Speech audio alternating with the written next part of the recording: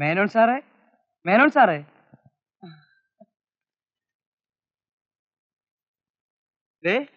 നമ്മൾ പത്രത്തിൽ കൊടുത്ത പരസ്യം മുൻപേയിൽ തന്നെ വന്നിട്ടുണ്ട്.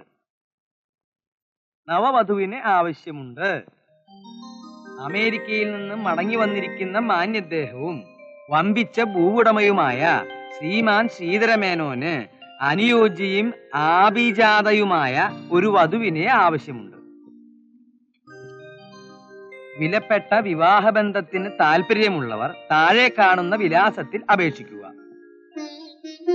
ഉഗ്രൻ പരസ്യം.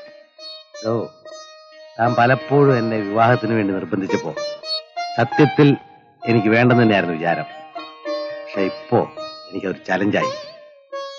എന്നെ ആക്ഷേപിച്ചു വിട്ട ശങ്കരൻ കർത്താവിന്റെ മുമ്പിൽ ആർഭാടത്തോടെ എന്റെ കല്യാണം നടക്കണം. സംശയം എന്താ? നാളത്തെ പോസ്റ്റില് ആയിരക്കണക്കിന് സുന്ദരിമാരുടെ അപേക്ഷകൾ കാണും. ശങ്കരൻ കർത്താവിന്റെയും നാരായണൻ നായരുടെയും സേതുലക്ഷ്മി അമ്മയുടെയും മുമ്പിൽ ആന അമ്പാരിയോടെ അങ്ങയുടെ വിവാഹം ഞാൻ നടത്തും. സത്യം.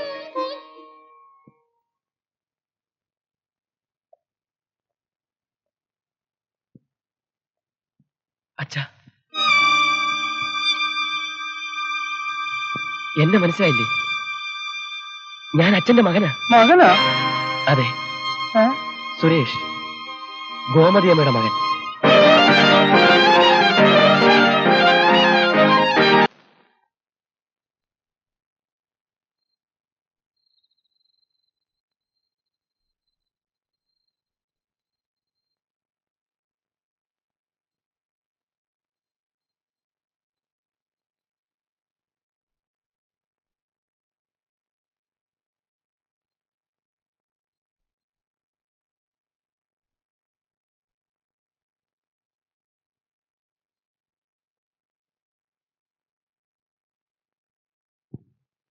അതെ, ഇത്രയ്ക്കും ആലോചിച്ച് തല പോകേണ്ട ഒരു കാര്യമില്ല.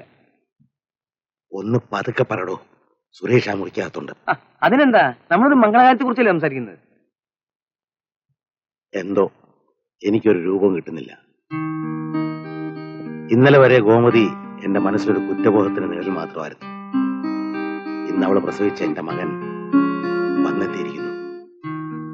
ഇതിനിടയിൽ എങ്ങനെ എന്റെ വിവാഹം നടത്തോളൂ? പത്രത്തിൽ നമ്മൾ വെണ്ടയ്ക്ക് പോലെ പരസ്യം കൊടുത്തതല്ലേ, നടത്തിയില്ലെങ്കിൽ നാണക്കേടാ. സുരേഷ് എന്തെങ്കിലും ചോദിച്ചാൽ അതിന് മറുപടിയുണ്ട്. ആ കൊച്ചൻ അച്ഛനും അമ്മയും ഇല്ലാതെ അനാഥനായിട്ടാണ് വളർന്നത്. ഇപ്പൊ അച്ഛനെ കിട്ടി. ഒരമ്മയും കൂടി ഉണ്ടെങ്കിലേ ശരിയായ വാത്സല്യം അവന് കിട്ടൂ. അതൊക്കെ ശരിയാ. പക്ഷെ അവരെ കൺമുമ്പിൽ നിർത്തിക്കൊണ്ട് ഇതൊക്കെ ചെയ്യാൻ എനിക്കൊരു സ്വാതന്ത്ര്യക്കുറവ് പോലെ. അതിനും വഴിയുണ്ട്.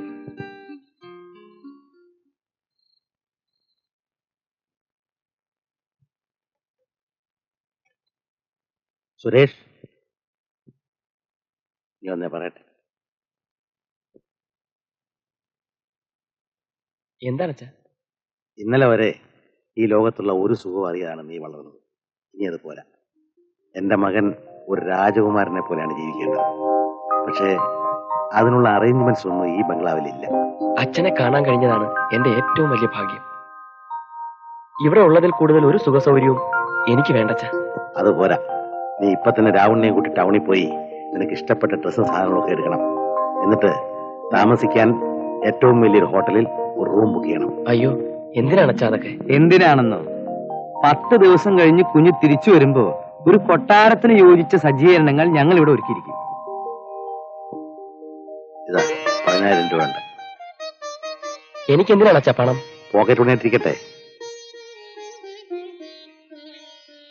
ബാക്കി കാര്യങ്ങൾക്കുള്ള പണം രാവണിനെ ഏൽപ്പിച്ചേക്കാം.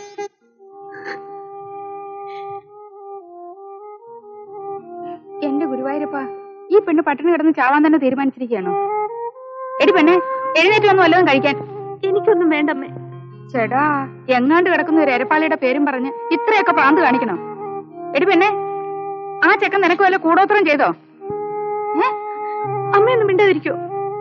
ഇതൊക്കെ കണ്ടാ പിന്നെ എങ്ങനെയാടി മിണ്ടാണ്ടിരിക്കുന്നത്?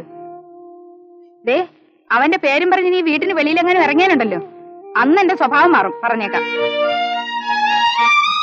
മോങ്ങാണ്ട് അടങ്ങാനും കിടന്നോ? ഒന്നേ ഉള്ളല്ലോന്ന് വെച്ച് കൊഞ്ചിച്ച് പെണ്ണങ്ങ് വഷളായി. എന്താടി സേതുലക്ഷ്മി ഇവിടെ ഒരു കലവില?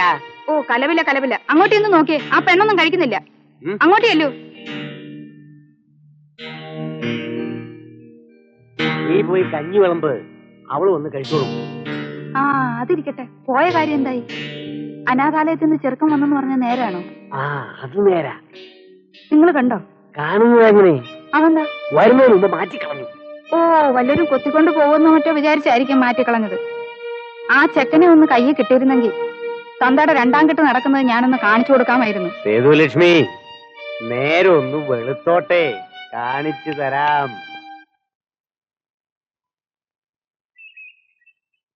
ഇവിടെ ആരുമില്ലേ? ചേച്ചി എവിടെ? ചേച്ചി ഇവിടെ ഇല്ല, ആശുപത്രി പോയിരിക്കുക.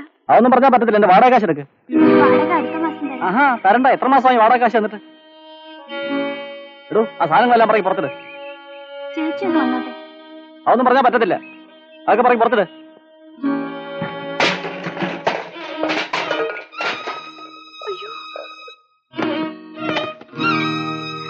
അയ്യോ മുരളി, എന്താ ഇതൊക്കെ? അറിയില്ല നിനക്ക്? വാടക തരാതെ വീട്ടിൽ താമസിക്കാൻ ഒക്കത്തില്ല. ദേവിയെ ഞങ്ങളെ ഇറക്കി വിടല്ലേ മുരളി. ഉള്ള കാശ് മുഴുവൻ അച്ഛന്റെ ചികിത്സയ്ക്ക് വേണ്ടി ചെലവായി പോയി. ഞാൻ എങ്ങനെയെങ്കിലും 2 ദിവസത്തിനകം കാശുണ്ടാക്കി തരാം. വേണ്ടടി, എനിക്ക് വീട് ഒഴിഞ്ഞ് കിട്ടിയാൽ മതി. ഞങ്ങൾ എങ്ങോട്ട് പോനാ മുരളി? എന്താ ഇവിടെ ഒരു ബഹളം?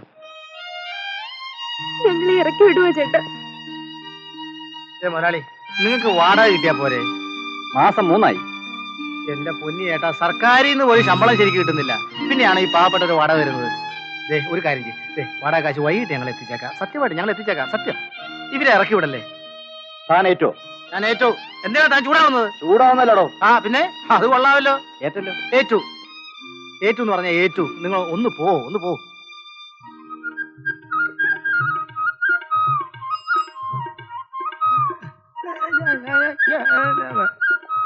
വേണ്ട, കയറ്റം ചവിട്ടിക്കെല്ലാം വയ്യ.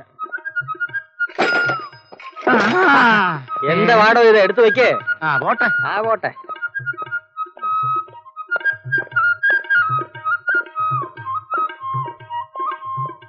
ആരുടെ വണ്ടിയാടാ ഇത്? ഇതാരുടെ വണ്ടിയാന്നാ ചോദിച്ചേ? ഇത് എന്റെ വണ്ടിയാണെന്ന്. പെർമിറ്റും ലൈസൻസും എടുക്കാൻ നാളെ കൊണ്ടുവരാം. നിങ്ങളുടെ യൂണിഫോം എവിടെ? കഴിവാൻ കൊടുത്തിരിക്കുക. എന്റെയോ? ഇസ്തിരി ഇടാൻ കൊടുത്തിരിക്കുക. എന്നാൽ എല്ലാം കഴുകി ഇസ്തിരി ഇട്ട് വണ്ടിക്കകത്ത് തന്നെ വെച്ചോ. എന്നാ ഈ 2 വണ്ടി സ്റ്റേഷനിലോട്ട് ഇട്. എന്തിനാ സാറേ? നിന്റെ അമ്മയെ പിണ്ണം വെക്കാൻ. ആ വണ്ടി ഇടാ, വണ്ടി ഇടടാ. വണ്ടി ഇടാ. വണ്ടി എടുക്കാൻ. ഇതിന്റെ കിഷ്കിന്റെ വണ്ടി ഇടാ. വണ്ടി ഇടാ. അല്ലേ വേണ്ട. ഒരു ഡിസിപ്ലിൻ വേണ്ടടാ. ചെലവി വണ്ടിക്ക് ഓട്ടോ ഇല്ല സാർ. നിന്നെ ഞാൻ ഓട്ടിക്കും. ഇപ്പൊ സ്റ്റേഷനിൽ ഒന്നും നടക്കുകയില്ല. ഇപ്പൊ ഞാൻ 10 രൂപയേ ഉള്ളൂ സാറേ.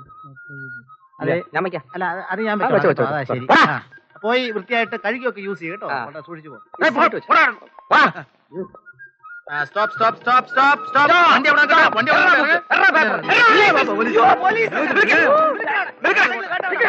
ഞങ്ങൾ പോലീസാണ്. ഓടിക്കുന്ന ഒരു ഡ്യൂപ്ലിക്കേറ്റ് പോലീസാണ്. നോൺസെൻസ് അല്ല, ജോൺസൺ ആൻഡ് തോംസൺ.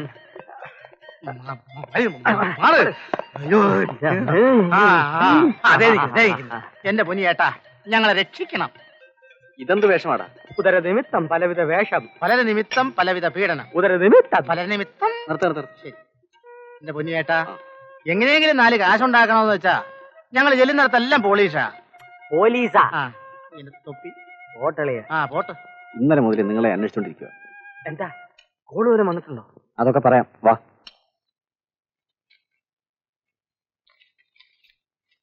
നാലാം ചാമര വാർഷികം. ഇടിവെട്ടേറ്റവനെ നിർത്തടോ. ആ, ഇത് നോക്ക്, ഒരു വിവാഹ പരസ്യം. ഇയാളെ നമുക്കൊന്ന് വഹിക്കണം. ഇയാളൊരു മുതുക്കനാണല്ലോ. പക്ഷേ കോടീശ്വരനാ.